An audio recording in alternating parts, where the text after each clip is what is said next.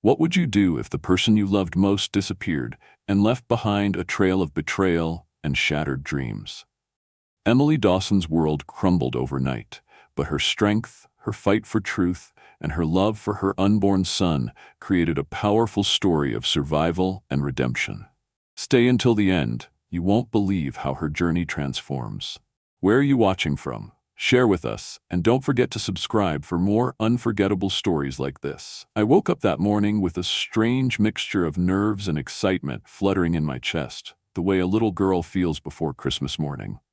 The late spring sun warmed the sheer curtains of our penthouse bedroom, and for a moment I smiled to myself, feeling the gentle kicks from my growing son.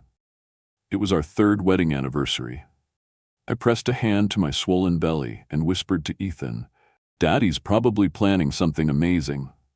The clock on the nightstand read 8 o'clock, later than Richard usually let me sleep. I rolled over expecting to find him beside me, but the bed was cold, untouched. I sat up slowly, blinking the sleep from my eyes.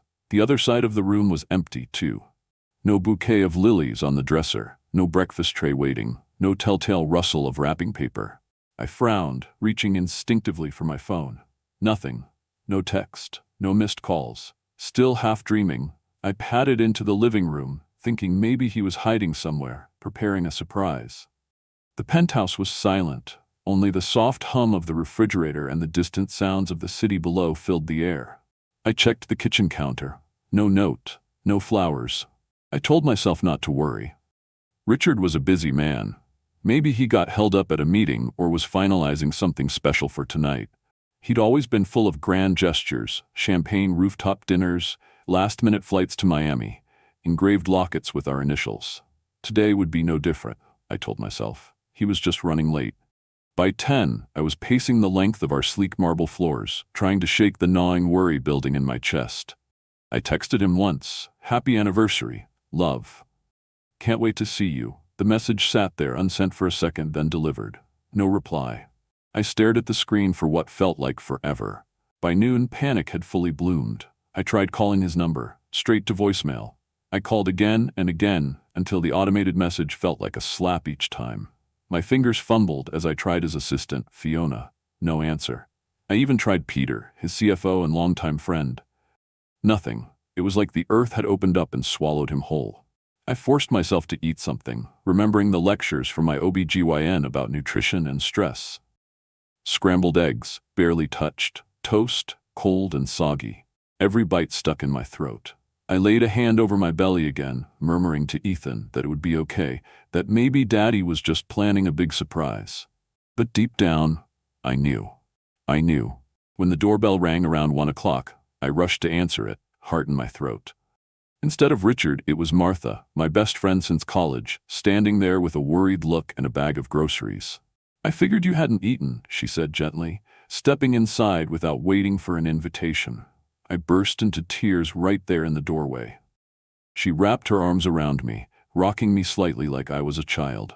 "It's gonna be okay, Em," she whispered, though her voice cracked too. He's probably just stuck in some mess at work. But even Martha, for all her relentless optimism, couldn't hide the unease in her eyes. We sat together on the couch, lights dimmed against the bright, mocking day outside. The anniversary dinner dress I'd laid out in anticipation still hung untouched on the closet door. I couldn't bring myself to put it away. Instead, I sat there in my maternity leggings and one of Richard's old college t-shirts, feeling foolish and abandoned. Hours passed. Evening fell. The city lights outside turned the windows into mirrors, reflecting back the picture of a woman I barely recognized. Pale, puffy-eyed, desperate, a woman who had built her whole life around a man who, in a single cruel day, had become a ghost. I put on makeup around 7, even though it felt stupid. Just in case he walked through that door. Just in case he was running up the elevator right now, carrying roses and wearing that sheepish grin I knew so well. I smoothed the white dress I'd chosen, a simple flowing maternity gown that made me feel beautiful even at 7 months along. I lit a few candles around the penthouse, filled the air with the soft scent of vanilla, turned on the little table lamp near the piano that cast a golden glow across the room. And I waited. I waited as the clock struck 8. I waited as the floor-to-ceiling windows framed the glittering skyline of Manhattan. I waited as hope turned into something colder, heavier. By 10, I curled up on the couch, clutching the locket Richard had given me last Christmas, a tiny gold heart with Ethan's first ultrasound tucked inside. I remembered his words that night, whispered into my ear while snow fell outside. No matter how crazy life gets, you and our baby will always come first. I should have known those promises were as fragile as breath. At midnight, I stood up slowly, my back aching from sitting so long. I blew out the candles one by one, darkness swallowing the room. I slipped off the earrings I'd worn for him, watching them clatter quietly onto the marble counter. I peeled off the dress, folding it with trembling hands, and changed into a soft cotton nightgown. I crawled into bed alone. The space beside me was cavernous, colder than any winter night. Ethan kicked gently against my ribs, and I pressed my hand there, murmuring, "It's okay, baby. We'll be okay. We'll figure it out." I closed my eyes, but sleep wouldn't come. I lay there, staring at the ceiling, wondering how everything could fall apart so silently, so completely. I didn't know it then, but that sleepless night would be the last moment of my old life. The last moment before everything I thought I knew about Richard, about love, about loyalty, was shattered into pieces too small to ever fit back together. And somehow, as dawn crept through the windows and the city yawned awake, I felt it deep in my bones. Richard wasn't coming home, and nothing would ever be the same again. Morning came heavy and gray, the kind of sky that pressed down on the city like a lid on a boiling pot. I hadn't really slept. I drifted in and out, clutching a pillow where Richard's body should have been, my mind inventing excuses for him, until even the wildest ones collapsed under their own weight. When the buzzer sounded downstairs around 8, I shot up from bed, heart hammering. I scrambled to the intercom, fumbling with the button. Maybe it was him. Maybe he'd lost his phone or had some crazy, beautiful story that would make all of this a bad memory. But it was Martha again. I buzzed her in without a word. When I opened the door, she was standing there with 2 cups of coffee and an expression that made my stomach sink. "I didn't want you to be alone," she said, stepping in and setting the coffee on the counter. I nodded, swallowing the lump in my throat. We sat at the kitchen island, the silence between us thick as wet cement. I picked up the cup, but the smell of coffee turned my stomach. Martha cleared her throat. There's something you need to know." Her voice was soft, cautious, like she was about to tell me someone died. I stared at her, feeling a sharp chill run up my spine. "What?" She pulled out her phone and slid it across the counter.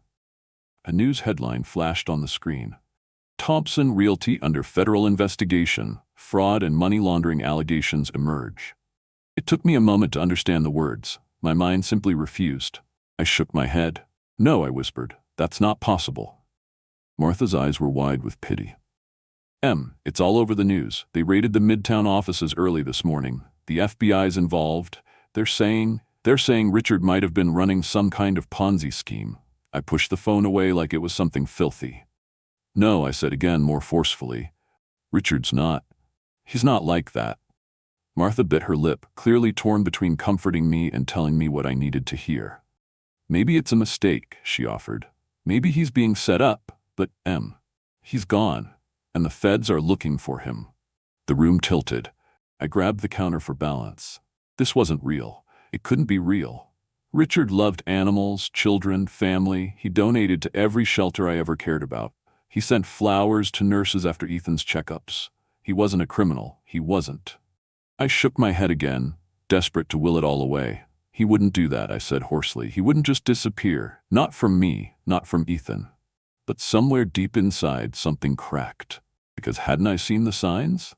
The late nights, the whispered phone calls, the distant look in his eyes even as he smiled at me across the dinner table, the way he flinched when I mentioned upcoming doctor appointments. He had been slipping away for months, and I had convinced myself it was just stress, expansion, deals, growing pains of success. I had never let myself believe it could be something darker. Martha squeezed my hand. "I think you should call someone," she said quietly. "A lawyer, maybe?" I stared at her, uncomprehending. "I didn't do anything wrong." "I know," she said gently, "but they might not care about that right now." The buzzing anxiety in my body turned to cold dread.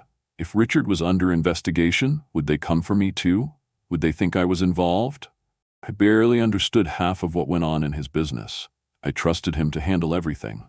My stomach twisted violently. Ethan kicked, almost as if he could sense the storm raging around him. I need to find him, I said suddenly, standing up so fast my chair scraped loudly against the floor. Martha began, but I was already reaching for my phone. I called his number again. Straight to voicemail. I called Peter Lane. No answer. I tried Fiona Hall. Disconnected. Each call felt like throwing a message into a black hole. Finally, I dialed the office landline for Thompson Realty. After 3 rings, a frazzled receptionist answered. Thompson Realty Midtown Branch, she said, her voice tight and weary. This is Emily Dawson, I said, my voice shaking. I'm Richard Dawson's wife. I need to speak to him, or someone, anyone. There was a long pause, and then a stammer. I'm sorry, Mrs. Dawson. Mr. Dawson is currently unavailable. Mr. Lane has stepped down. Most of the executive team, they're cooperating with authorities. My knees buckled, and I sank back into the chair. Step down? The words felt like knives. Martha leaned in, whispering, we need to stay calm. Get information. Don't panic. But the panic was already rising, a tide I couldn't hold back. I called Richard's lawyer next, the one who had drawn up our wills, our real estate contracts, all the dense paperwork I never cared to read. Heather Malcolm. She answered on the second ring, curt and cold. Mrs. Dawson, I'm afraid I can't discuss anything about Mr. Dawson's affairs without explicit authorization. I'm very sorry. She hung up before I could say another word. I sat there staring at the dead phone screen, feeling like the world had tilted off its axis. It was happening. It was really happening. Richard hadn't just missed our anniversary. He had run. He had left me and our unborn child in the middle of a swirling, ugly scandal. Martha got up and started making tea, trying to do something normal, something grounding. I sat at the kitchen island, staring at nothing while the kettle whistled in the background. Every memory of our life together, our first kiss, our wedding, the moment he pressed his hand against my stomach and laughed when Ethan kicked, flashed through my mind like cruel taunts. Had it all been a lie? Had I ever really known the man I married? Martha slid a mug of tea in front of me, but my hands were trembling too much to pick it up. I need to find out the truth. I whispered. I need to know what he's done. Martha nodded. We will, and you're not doing it alone. Outside, the city moved on like nothing had changed. Yellow taxis buzzed down Fifth Avenue, delivery trucks honked, pedestrians weaved through the crosswalks with coffee in hand. But for me, everything had shattered. Somewhere out there, Richard Dawson, the man who had promised me the world, was either hiding like a coward or running like a criminal. And I was left here to pick up the pieces. The first knock came around noon. It wasn't loud or aggressive, just a steady, deliberate tapping that echoed through the penthouse like a warning. I sat frozen on the couch, my hands clenched tightly in my lap, the untouched tea Martha had made still growing cold on the coffee table. Martha stood, smoothing her jeans with shaking hands. I'll get it, she said softly, but I shook my head. No, it's my door, I whispered. I rose on unsteady legs, crossing the living room as if wading through water. Peeking through the peephole, I saw 2 men in plain suits. No smiles, no clipboards, just badges held discreetly at chest level. My heart sank. I opened the door just a crack. Mrs. Dawson? The taller man asked. He was middle-aged, wiry, with a lined face that suggested he'd seen more bad endings than good. His voice was calm but carried the weight of authority. Detective Samuel Cross, NYPD Financial Crimes Unit. This is Special Agent Miller from the FBI. May we come in? I hesitated for a heartbeat too long. We're not here to arrest anyone, he added quickly. We just have a few questions. I stepped aside, letting them in, clutching the edge of the doorframe as if it could somehow anchor me. The 2 men entered, scanning the penthouse briefly, like they could read the sadness soaked into the walls. Martha hovered nearby, her arms crossed protectively over her chest. Detective Cross spoke first. Mrs. Dawson, we understand your husband, Richard Dawson, has not returned home since yesterday? I nodded, throat too tight to form words. When was the last time you had contact with him? 2 days ago, I rasped. He kissed me goodbye before a business meeting. He promised he'd be back early for our anniversary. I hated how small and pathetic my voice sounded. The detective scribbled something in a worn notebook. Agent Miller remained silent, his sharp eyes flicking from me to Martha and back.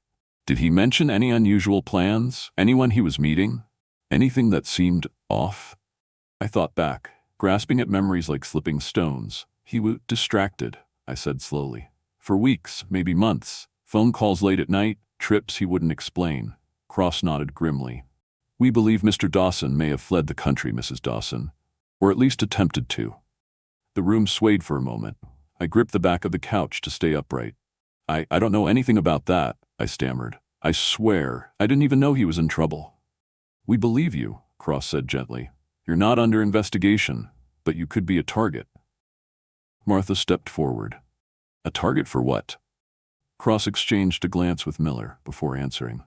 Investors, lawsuits. If people think you have access to any hidden funds, they might come after you, even if you're innocent. I felt the floor drop out from under me again. I don't know anything about his finances, I insisted. He handled everything. Bills, investments, taxes. I trusted him. Miller finally spoke, his voice low and deliberate. Trust doesn't hold up in court, Mrs. Dawson. You'll need a lawyer immediately. The word hit me like a slap. Lawyer. Because I was now the wife of a man being hunted by the FBI. Martha squeezed my hand behind the couch, grounding me. There's one more thing, Cross said, flipping to a new page in his notebook. Do you know a Victor Hayes? The name sliced through the fog in my brain. I remembered hearing it whispered in the dead of night. Richard hunched over his phone on the balcony, a harsh edge to his voice I didn't recognize. I remembered the fights that followed, the way he brushed off my questions, the way he promised I didn't need to worry. I've heard the name, I admitted. I think Richard was doing business with him. Cross jotted it down, his mouth set in a grim line. Hayes is dangerous, very dangerous, and we believe he may have played a role in pushing your husband toward illegal activities. I stared at him, the air thick in my lungs. Are you saying Richard was forced into this? I asked, hope flickering despite everything. Maybe, Cross said with a shrug. Maybe not. Greed's a powerful motivator, so is fear. Miller added, We're not here to paint your husband as a monster. We just want the truth. And right now, the truth is murky. They handed me 2 cards, one for the detective, one for a victim's advocacy counselor, and warned me to keep my phone on at all times. They left as quietly as they came, their departure leaving a hollow, echoing silence in the penthouse. I sagged onto the couch, staring blankly at the coffee table. Martha knelt beside me, gripping my hands in hers. We're calling that lawyer today, she said firmly. No more waiting. I nodded numbly. Within the hour, Martha had found Vivian Stone, a sharp, no-nonsense attorney known for untangling financial disasters. She agreed to meet us that afternoon. The law office was a sleek, cold place, all glass walls and steel furniture. Vivian Stone herself was a tall woman in her mid-40s, dressed in a severe navy suit, her hair cut in a razor-sharp bob. She shook my hand firmly, her eyes scanning me like she could already see the battle scars beneath my skin. You're going to need to be strong, she said without preamble, settling behind her enormous desk. Your name isn't on the FBI's primary target list, yet, but if the investors smell blood, they'll come for anything they can reach. I swallowed hard. What do I do? First, protect yourself legally. Separate your finances from Richard's. Second, do not speak to the media, not even a no comment. Third, she leaned forward, her voice lowering. Don't make the mistake of assuming your husband told you the whole truth. Something inside me twisted painfully. I thought he loved me, I whispered, hating how broken I sounded. I'm sure he did, Vivian said, not unkindly. But love doesn't stop people from making desperate choices. She outlined the next steps, freezing joint accounts, hiring a forensic accountant to comb through my assets, issuing a public statement through her office if necessary. Her efficiency was oddly comforting, like grabbing onto a life raft in a raging sea. Afterward, Martha and I sat in her car, staring out at the endless stream of people bustling down Lexington Avenue. The world continued spinning, oblivious to the devastation consuming mine. I don't even know who to be angry at, I said softly. Richard? Hayes? Myself? Martha reached over, squeezing my hand. Be angry at the storm, Em, and then survive it. That night, back at the penthouse, I packed a small overnight bag, essentials only. I couldn't stay here. The empty rooms, the echoes of a life that might have been a lie, were suffocating me. As I folded Ethan's tiny onesies into the bag, a fierce wave of protectiveness surged through me. I didn't know what was coming next. But I knew one thing for certain. Whatever storm was coming, I wasn't just fighting for myself anymore. I was fighting for my son, and I would not let him inherit a legacy of broken promises and whispered lies. Not if I had anything to say about it. The days that followed blurred together in a strange kind of half-life. I moved like a shadow through the city, careful to keep my head low, careful not to draw attention. The penthouse, once a castle in the clouds, now felt like a gilded prison. I couldn't bear the quiet hum of empty rooms, the way the echoes of Richard's laughter still haunted the walls. Martha insisted I stay with her for a while. She lived in a modest two-bedroom apartment across town, small, safe, unremarkable. Perfect for disappearing into. I packed what little I needed, leaving most of the memories behind. I told myself I wasn't running away. I was protecting Ethan. Martha cleared a tiny guest room for me, moving aside boxes of old photo albums and holiday decorations.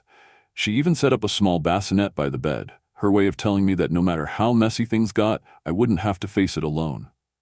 On the third night, while the rain drummed against the windows and the city outside seemed to dissolve into a blur of red tail lights, we sat cross-legged on her worn couch, papers and laptops spread around us like the battlefield it was.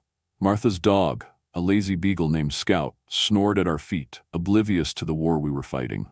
"Look at this," Martha said, turning her laptop toward me. Her finger hovered over a financial article dated 6 months ago. Victor Hayes, heavy hitter in venture capital, rumors about shady partnerships, shell companies, offshore accounts, nothing proven, but... Her voice trailed off, but we both saw it. The smoke. The fire we hadn't seen coming. I leaned closer, reading the article with growing dread. Hayes had been under quiet federal observation for years, suspicious transactions, aggressive business takeovers, a trail of ruined partners too scared or too dead to testify. And Richard had gotten into bed with him. It explained so much. The late nights, the restless pacing, the arguments that started from nothing and exploded into bitterness. Richard hadn't just been building an empire. He had been gambling with our future, dancing on the edge of a blade held by a man like Hayes. I pushed the laptop away, bile rising in my throat. "Why would he do this?" I whispered. "Why would he risk everything?" Martha gave me a sad, knowing look. "Because once you owe a man like Hayes, you don't get to say no." The thought of Richard being cornered, pressured, manipulated, it was easier to stomach than the idea of him willingly betraying everything we had built. But deep down, a bitter voice whispered that it didn't really matter. Pressure or not, he had chosen to lie to me. He had chosen to disappear. Martha's phone buzzed, snapping us both out of the grim silence. She answered quickly, murmured a few words, then stiffened. She covered the receiver and looked at me with wide, urgent eyes. "It's Peter Lane," she mouthed. "He's willing to talk." My heart slammed against my ribs. Peter had been Richard's closest friend, his CFO, the man who knew where all the bodies were buried, if there were bodies. I nodded, too scared to hope. Martha put the call on speaker. Peter's voice was thin, frayed at the edges like an old rope. "Emily, I don't have much time. I'm being watched." "Peter," I said, gripping the phone as if I could drag him into the room with me. "Please, tell me the truth. What happened?" A long, ragged sigh came through the line. "It was Hayes," Peter said. "It was always Hayes. He promised Richard expansion money, enough to buy out half the city if he wanted it, but the terms were impossible. High-interest loans tied to dirty collateral, fake investors, cooked books." I pressed my hand to my stomach, feeling Ethan shift inside me like a tiny swimmer in a storm. "Richard tried to back out," Peter continued. "But by then it was too late. Hayes had enough dirt on him to bury him, so he kept digging the hole deeper. Fake numbers, new investors to pay off old ones, a house of cards." Martha's face was pale, stricken. "Why didn't he come to me?" I whispered. "We could have found a way out." "You don't understand," Peter said, his voice breaking. "Hayes didn't just threaten Richard's company. He threatened you. He knew about the pregnancy. He used it." The words hit me harder than any headline ever could. "He stayed because he thought he was protecting you," Peter said. "But he knew the walls were closing in. That's why he disappeared. He thought running was the only way to keep you safe. The call ended abruptly. Whether Peter hung up or the line was cut, we didn't know. I sat there, stunned, staring at the cheap wood grain of Martha's coffee table. Everything hurt. It would have been easier if Richard had just been a villain, a greedy man who cared more about money than family. But this complicated, cowardly kind of love, sacrificing his soul to keep us safe, was worse. It meant part of him was still the man I married. It meant he hadn't betrayed me as completely as I wanted to believe. But it didn't erase what he'd done. It didn't change the fact that I was now the wife of a fugitive, that Ethan might grow up hearing his father's name spoken only in past tense, whispered like a ghost story. Martha squeezed my hand. "We'll get through this," she said fiercely. "You and me. And Ethan. We'll survive." I nodded, though it felt like a lie. Later that night, after Martha went to bed, I stood alone by her tiny kitchen window, watching the rain bead against the glass. The city beyond blurred into streaks of gold and red. Somewhere out there, Richard was running, hiding, bleeding pieces of himself with every passing day. I pressed my palm against the cool pane, whispering into the night. "I don't know if I can forgive you," I said to the darkness. "But I hope you're alive. I hope you find your way back." Ethan kicked again, stronger this time, as if answering. I closed my eyes and drew a shaky breath. Tomorrow, we would keep digging. Tomorrow, we would find out just how deep this rabbit hole went, because one way or another, I was going to uncover the whole, brutal truth, and I was going to survive it. The call came in the dead of night, just as I was starting to drift into a restless, uneasy sleep. The shrill ring of my phone cut through the darkness like a knife, and for one heart-stopping second, I thought I was dreaming. Martha sat up groggily across the room, her silhouette stiffening. She whispered, voice sharp with fear. "Who would call this late?" I already knew. My heart hammered against my ribs as I fumbled for the phone, hands trembling so hard I almost dropped it. A private number. I hesitated only a fraction of a second before answering. "Hello?" My voice cracked from disuse, barely more than a whisper. At first there was only static, then a voice I hadn't heard in what felt like a lifetime. "Emily, it's me." I pressed the phone tighter against my ear, my body going rigid. "Richard." His voice was rough, exhausted, stripped of the easy confidence I once knew so well. I sat up straight, ignoring the way Martha stared at me, her expression a mixture of alarm and disbelief. "Where are you?" I demanded, my whisper sharp as broken glass. "I can't say," he said quickly, fear thick in his words. "It's not safe. Not for you. Not for Ethan. You left me," I spat, anger and heartbreak surging up my throat. "You left me to deal with all of this alone." "I know," he said, and the rawness in his voice nearly undid me. "God, Emily, I know. I thought I was protecting you." I squeezed my eyes shut against the tears burning behind them. Protecting me. The same excuse Peter had given. The same weak, terrible justification that didn't erase the fact that he had abandoned his pregnant wife on their anniversary. "I need to see you," Richard said urgently. "Just once. Please. There's so much you don't know. Things I need to make right." I should have hung up. Every shred of self-preservation screamed at me to slam the door shut on this mess, to let him disappear into whatever hole he'd dug for himself. But something stronger, something achingly human, made me whisper, "Where?" There was a long pause, as if he were weighing the risk. "That little cafe," he said finally, "off West 4th, near the old bookstore. Tomorrow, 10 in the morning. Come alone." The line went dead before I could say another word. I stared at the phone, heart thundering. Martha was by my side in an instant. "You're not seriously thinking of going, are you?" she asked, her voice tight with fear. "I have to," I whispered. "I need answers." Martha grabbed my shoulders. What if it's a trap? What if Hayes's people are waiting?" "I don't think it is," I said, surprising myself at the certainty in my voice. Richard sounded scared, broken. Martha cursed under her breath, pacing. "At least let me come with you. Sit nearby, keep an eye on things." I shook my head. He said, "Come alone, I have to hear him out." Just once. Neither of us slept that night. I laid awake, staring at the cracked ceiling of Martha's guest room, listening to Ethan's steady kicks and the occasional siren wailing somewhere far off in the city. At dawn, I slipped into a pair of jeans that barely fit over my swollen belly, tugged on a hoodie and sunglasses to disguise my face, and packed my phone, my ID, and a little courage I didn't feel into my bag. Martha drove me halfway across the city, silent except for the occasional worried glance. She dropped me off 2 blocks away from the cafe, insisting she'd park nearby in case things went wrong. I stood on the sidewalk for a moment, gathering myself. New York buzzed and whirred around me, the usual rush of Monday morning commuters oblivious to the war raging inside my chest. The cafe was tucked between a bookstore and an abandoned tailor shop, its faded awning barely hanging on. I pushed the door open and slipped inside. It was nearly empty. A couple of old men nursed black coffee in the corner, and a woman with a stroller struggled with the door behind me. I slid into a booth at the back, facing the door, and I waited. At exactly 10 o'clock, the bell above the door jingled, and Richard walked in. I barely recognized him. Gone was the polished millionaire in custom suits. He wore a tattered jacket and faded jeans, his once sharp features hollowed by stress and fear.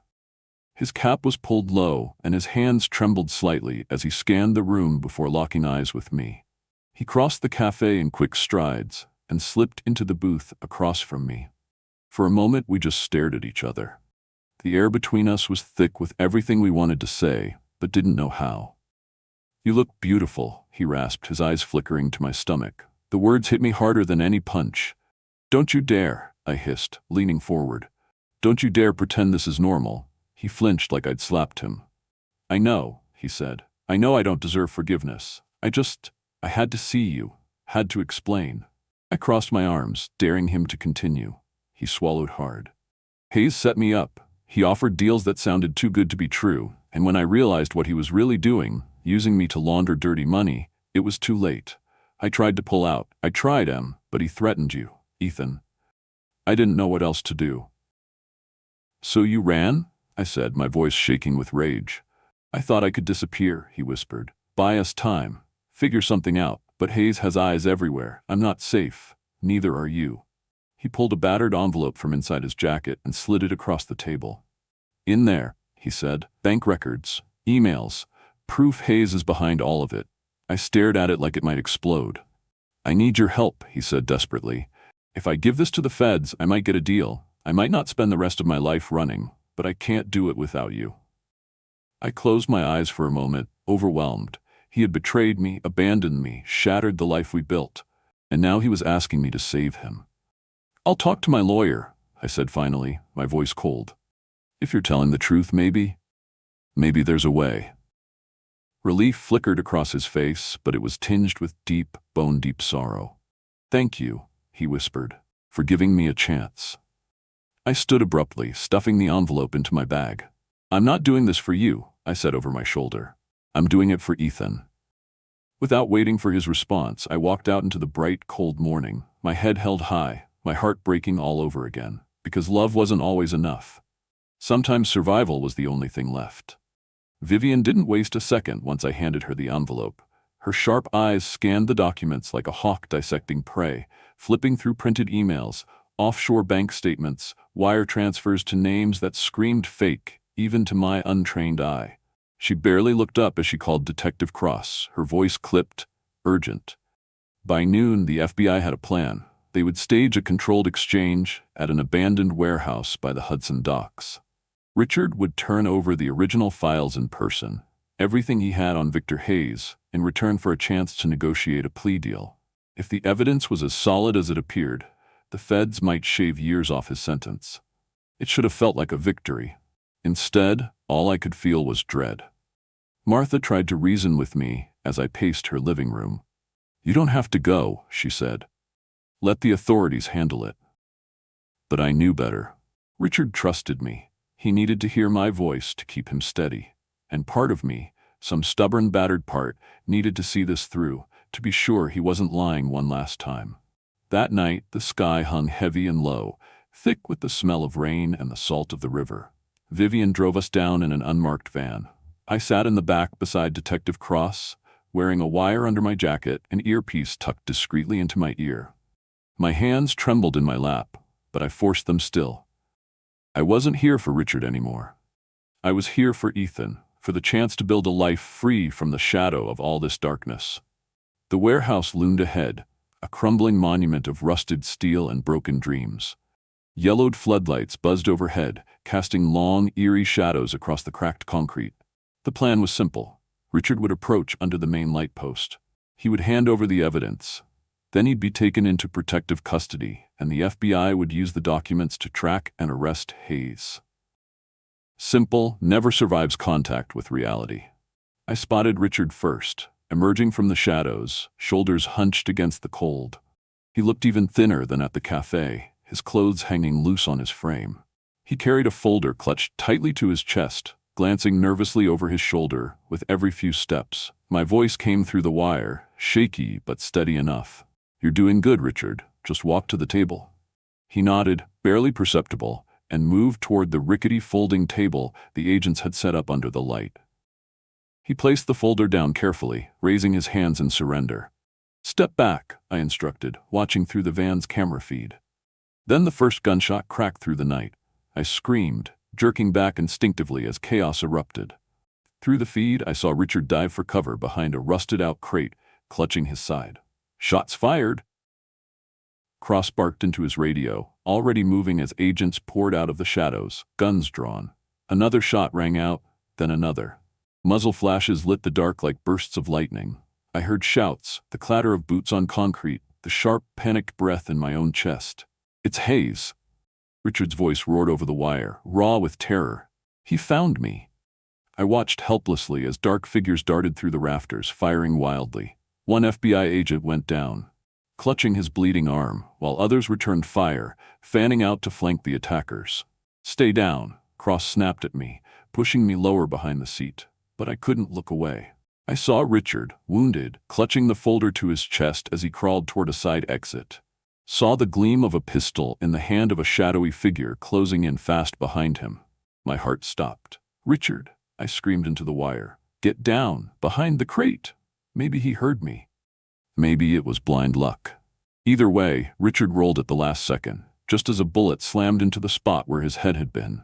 The agents fired back, and the man went down with a grunt, dropping his weapon. The air was thick with smoke and the acrid stench of gunpowder. Sirens wailed in the distance, backup closing in. I gripped the edge of the seat so hard my nails dug into the vinyl. "Richard," Cross barked into the radio. "Drop the folder and surrender." But Richard didn't move. He knelt there, the folder pressed against his chest, blood staining his jacket where a bullet had grazed his ribs earlier. Finally, slowly, he raised his arms. Agents swarmed him, cuffing him carefully, checking him for injuries before hauling him toward the van. I scrambled out as they approached, ignoring Cross's warning shout. I rushed to Richard, seeing the pain and regret carved deep into his features. He met my eyes, and for the first time in months, there was no armor between us. Just raw, broken truth. "I'm sorry," he whispered, voice thick with emotion. "I never wanted to drag you into this." Tears blurred my vision, but I blinked them away. "I know," I said softly. "But you did." The agents pulled him gently toward the waiting van, and I followed a few steps behind, my heart shattering anew with every limping step he took. Inside, Vivian and Cross tore through the folder, scanning the documents, their faces lit up with grim satisfaction. "This is it," Vivian said, holding up a sheet. "Account numbers, offshore holdings, wire transfers linked directly to Hayes. It's enough to bring him down." I sagged against the seat, exhausted beyond words. But the night wasn't over. Through the crackling radio I heard the reports start to come in. Hayes's men were retreating, scattering like rats into the sewers of the city. But Victor Hayes himself had slipped away again, like a ghost in the dark. The war wasn't over yet. And somewhere deep inside, I knew this would only get harder before it got better. But for the first time since Richard disappeared, there was a glimmer of something bright piercing through the darkness. Not hope, exactly. Not yet. But something close enough to keep me breathing. Something close enough to keep fighting. The days after the warehouse ambush unfolded in a strange, suspended haze. The city outside continued to beat and breathe with its usual indifference. But for me, everything had slowed into a strange kind of waiting game. Waiting for the next call. Waiting for the next blow. Waiting to find out if anything good could possibly be salvaged from the ruins Richard had left behind. They kept him in a holding cell while Vivian negotiated the terms of his cooperation. Every morning, I waited for her updates, each call feeling like a lifeline or a noose. The FBI wasn't offering full immunity, but they were willing to recommend a significantly lighter sentence if Richard testified against Victor Hayes and provided full, verifiable evidence of the criminal network. Vivian and Detective Cross laid it out for me bluntly in her office one evening, while Martha sat beside me like a silent anchor. "Best case," Vivian said, flipping through a thin stack of papers. 5 years, maybe parole in 3 if he plays it perfectly. Worst case, if anything new comes out, longer. "And me?" I asked, my voice steadier than I felt. Cross gave a tight nod. "You're in the clear. No charges. No suspicion. He kept you clean, Emily." I should have felt relieved. Instead, I just felt hollow. That night, I sat by the small window in Martha's guest room, my hands resting on my belly as Ethan twisted and kicked restlessly inside me. I spoke to him in whispers, like I used to when Richard was still home. "I'm doing this for you," I said into the darkness. "I don't know what happens next, but I swear you'll have something better than lies and empty promises." The next morning, Vivian arranged a meeting between me and Richard, one supervised by agents but private enough that we could speak without microphones or cold eyes pressing in. They brought him into a small, gray room at the FBI field office. No handcuffs, but his movements were slow, careful, like a man carrying invisible chains. He looked worse than before, pale and drawn, dark circles bruising the skin under his eyes. His clothes hung loose on his frame, and the bandage at his side peeked out from under his jacket. For a long moment, we just stared at each other across the table. "I wasn't sure you'd come," he said finally, his voice roughened from disuse. "I almost didn't," I admitted, folding my hands tightly on the tabletop to stop them from trembling. "But I need to hear the truth, all of it. No more lies." He nodded slowly, the weight of that promise visibly settling onto his shoulders. "I built our life on sand," he said quietly. "I didn't see it at first. Hayes, he made everything look so easy. Fast returns, big projects, no questions asked. I wanted so badly to give you everything. The penthouse, the trips, the security. I wanted you to believe you married a man who could make all your dreams come true." He swallowed hard, pain flashing across his face. But when I realized how deep I was in, I was already buried up to my neck. Hayes threatened to expose me. Then he started making darker threats. About you. About the baby. I thought if I played along a little longer, I could fix it, get us free. "You should have told me," I said, my voice shaking. "We could have faced it together." He looked up at me then, and for the first time I saw the boy I used to know. Not the polished tycoon, not the broken fugitive, just the man who once knelt in the snow at Central Park, asking me to trust him with my life. "I was ashamed," he said simply. "Ashamed of how badly I'd failed you. I thought disappearing was the only way to protect you from the fallout." I leaned back, the anger and sorrow inside me warring for dominance. "You didn't protect me, Richard," I said, blinking back tears. "You left me to drown in it." "I know," he whispered, bowing his head. "I know, and I will spend the rest of my life trying to make it right, even if you never forgive me." For a long moment, the only sound between us was the faint hum of the air vents. Finally, I stood, reaching into my bag and pulling out a small photo, Ethan's most recent sonogram. I slid it across the table. He picked it up with trembling fingers, his eyes flooding instantly. "That's your son," I said, voice thick. "He's real, he's coming, and he deserves better than the mess you left behind." Richard pressed the photo to his chest like a prayer. "I'll testify," he said hoarsely. "I'll take the plea. I'll serve whatever time they give me. Just promise me you'll tell him about me. Tell him I loved him, even if I don't deserve to see him grow up." I gathered my things silently, fighting the crushing weight in my chest. "I'll tell him," I said, pausing at the door. "But what he believes, that'll be up to him." I didn't look back as the agents led me away. The next few weeks passed in a blur of court hearings and news reports. Victor Hayes was finally caught, dragged from a luxury villa in the Dominican Republic like a rat exposed to daylight. The headlines screamed about the massive fraud, the offshore laundering schemes, the betrayals. Compared to Hayes, Richard's role was a small wound in a battlefield of carnage. It didn't make it easier. I focused on surviving, one day at a time. Ethan growing heavier by the minute, my heart growing more fragile. Then, one cold morning in late November, Ethan decided he was ready for the world. Martha rushed me to the hospital through early labor pains that felt like my body was tearing itself apart. The hours stretched into an endless tunnel of sweat and fear and unbearable hope.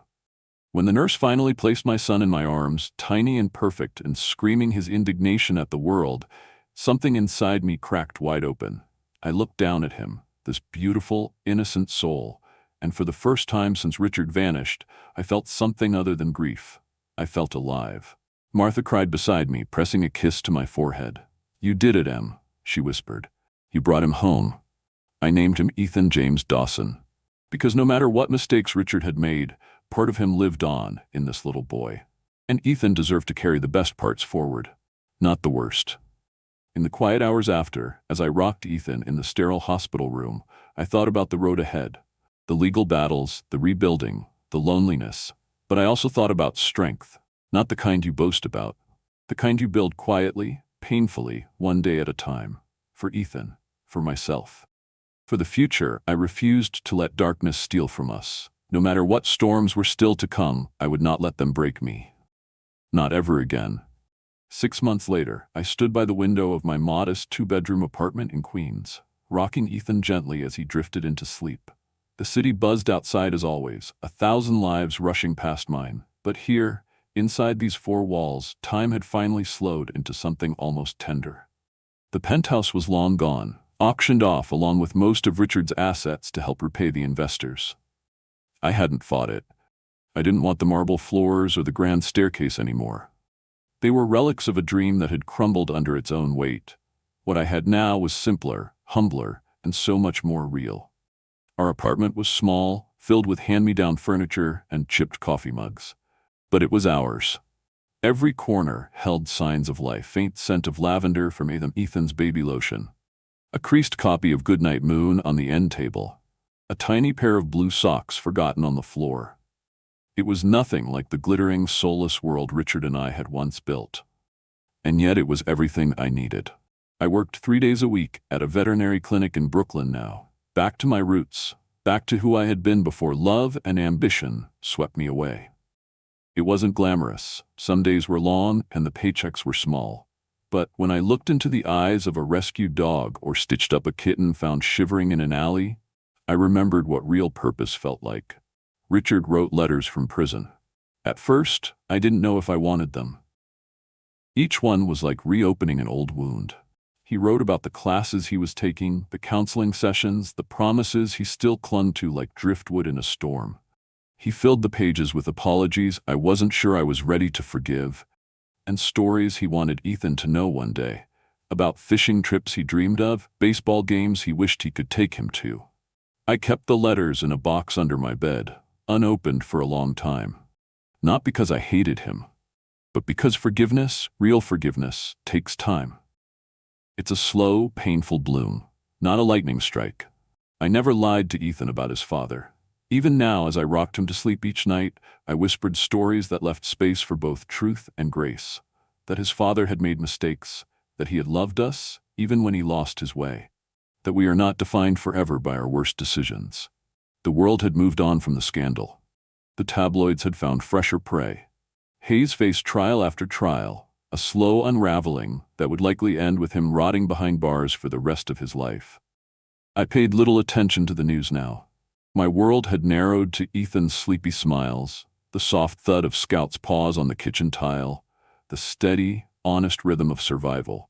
One bright Saturday morning, I packed up the car and drove north to Maple Falls, the town where I had grown up, where dreams had once seemed simple and safe. Martha came with me, of course, her laughter filling the car as Ethan gurgled in the back seat. The air grew cleaner as we left the city behind, the skyline giving way to rolling hills and sleepy little diners and faded farmhouses. My chest loosened with each mile, the way it always did when I returned home. We pulled up to the house my parents had left me in their will, a small, weathered cottage with peeling paint and a sagging front porch. It needed work. God, it needed so much work. But it stood stubborn and strong, just like I hoped I had become. I carried Ethan to the backyard, where wild roses tangled along a crooked fence and the grass tickled my ankles. I let him touch the earth for the first time, tiny fingers clenching around blades of green, eyes wide with wonder. Martha snapped a picture on her phone. Ethan sitting in the grass, sunlight crowning his soft hair, my hand steady on his back. For a long moment, I just stood there, letting the quiet settle deep into my bones. No sirens, no reporters, no whispered judgment, just the wind, the roses, and the boy who had saved me from myself without even knowing it. I thought about the life ahead of us. A life where I would teach Ethan to be brave but not reckless, kind but not naive. A life where mistakes didn't define us but taught us. A life rooted not in glitter and illusions but in honesty, in resilience, in choosing every day to do better than the day before. Richard would serve his time. Maybe one day, when Ethan was old enough to ask the hard questions, I would take him to visit. Maybe forgiveness would come, slow and cautious like the first thaw of spring. Or maybe it wouldn't. Either way, we would be okay. I leaned down and kissed the crown of Ethan's head, breathing in the scent of sun and grass and something impossibly new. "You're going to do great things, my little man," I whispered. "Not because of the name you carry, but because of the heart you build." Martha came to stand beside me, looping her arm through mine. "You're the strongest person I know, Em," she said quietly. I didn't feel strong. Most days I still woke up scared, still fought the doubts clawing at the edges of my mind. But standing there, with Ethan's tiny heartbeat against my chest and the old roses blooming stubbornly at the fence, I realized something. Strength isn't loud, it isn't perfect. It's getting up one more time than you fall. It's choosing love even after betrayal. It's holding on to hope even when everything around you screams that you should give up. It's standing in the ruins of the life you planned and building something new, stone by trembling stone. That afternoon, under a cloudless blue sky, I planted a single rose bush by the porch, the same kind my mother used to grow. I knelt in the dirt with Ethan tucked in a sling against my chest, and I whispered a silent promise to both of us. No more running, no more lies, just roots, just truth, just the simple, stubborn act of growing. Maybe one day when Ethan is older, I'll tell him the whole story, the rise and fall of a dream, the husband who lost his way, the mother who almost did too. But for now, he just needs to know the beginning. That once upon a time, when everything seemed broken beyond repair, a tiny heartbeat kept me going. And together, we built something beautiful out of the wreckage. Something real. Something ours. Thank you so much for staying with me until the very end of this story. It means more than words can express. Emily's journey reminds us of something profound. Life doesn't always follow the dreams we carefully build. Sometimes it breaks us apart. But in those shattered pieces, there's a chance to find a deeper strength, a truer kind of love, and a life more honest than anything we imagined. This story teaches us that no matter how heavy betrayal feels, no matter how far we fall, we can rise again, stronger, wiser, and more determined to protect the things that truly matter, our family, our integrity, and our hope. I'd love to know, where are you listening from today? Share your city or country in the comments. It's amazing to see how stories connect us all across the world. And if this story touched your heart, please don't forget to subscribe to the channel. Your support helps us continue to bring you more real, emotional, and inspiring stories that celebrate the human spirit. Until next time, take care of your heart and never stop believing in second chances.